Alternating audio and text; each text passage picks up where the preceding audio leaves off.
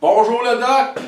Bonjour les petits painters! C'est Joe Lapinte, au Québec, ben oui, région du Québec, près des États-Unis, à Beauharnois. Mon ami Dr Peinture m'a demandé de vous faire un petit tutoriel à sa façon. En même temps, je vous montre les outils qu'on utilise au Québec, les amis. La panne d'escabeau, notre escabeau, nos rouleaux que vous avez du type américain. Mais vous avez des Nespoli, je crois. Ainsi que nos perches américaines qu'on a à filet. Et puis qu'on a nos outils pour aller chercher les coins des murs. Ensuite, nos coffres, nos pattes de lapin, venant de vous, très bon outil. Pattes de lapin, mini pattes de lapin en angle américaine. Nos spatules, vous appelez ça les camions, vous autres c'est la grosse panne avec le couvre-panne qui va à l'intérieur, qu'on met par-dessus, le petit rouleau de toutes les sortes, nos primers, nos peintures. Pour répondre aux petites questions de mon ami Stéphane Lepeintre, le docteur peinture qu'on adore, très très bon, continue à faire, good job docteur peinture. Un accroche, c'est sabler le mur et installer la sous-couche. Nous, dans notre coin de pays, de la sous-couche, c'est du primer. Un bon primer, un bon sablage, un bon primer avant de commencer. 99% de la réussite d'un bon mur, bien peinturé, bien fait et joli, c'est le fond. Acrylique, c'est de la peinture. Nous, dans notre coin, on peut dire que la peinture la plus populaire, c'est la peinture velours. Mais il y a plusieurs finis, perles, etc., comme vous le savez.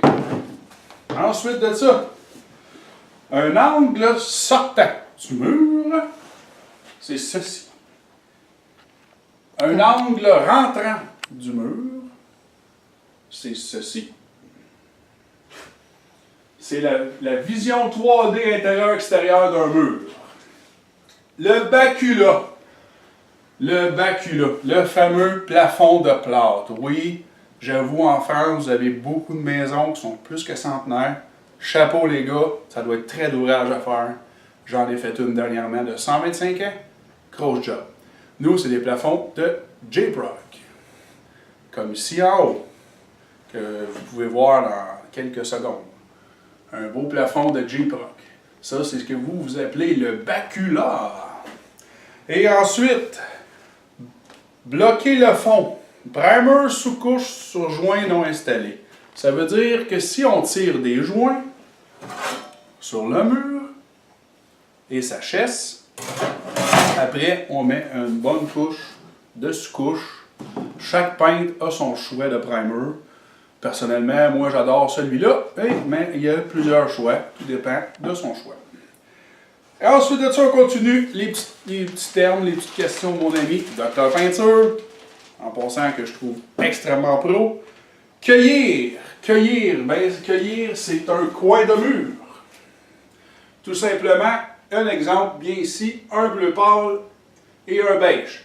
Et vous voyez le réchampi et le champi. Ici, c'est ça, cueillir. C'est le coin de mur. La finition. La finition, c'est la dernière couche.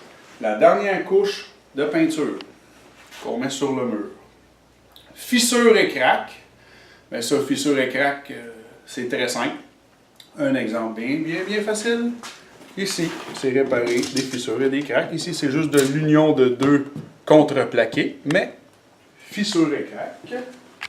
On continue, il en reste quelques-unes de notre choix. Gâcher, c'est que j'ai préparé pour vous. Nous, ce qu'on appelle dans notre coin, on mélange de la peinture. Et vous voyez, on gâche. C'est ce que vous, en France, les copains, vous appelez gâcher. Nous, on mélange la peinture. Puis comme on dit aux apprentis, mélange-la bien qu'elle soit homogène. Et voilà, et nous avons les becs verseurs pour mettre dans la panne. Nous avons des petites pannes. Nous avons des pannes d'escabeau, des grosses pannes et des petites pannes. Et nous avons le système Écodome. Nous laissons la peinture dedans. Nous remettons son par-dessus. Et ça se conserve, ils disent 24 heures, mais c'est plus que ça. Ensuite de ça, les gouttelettes. C'est les écaboussures.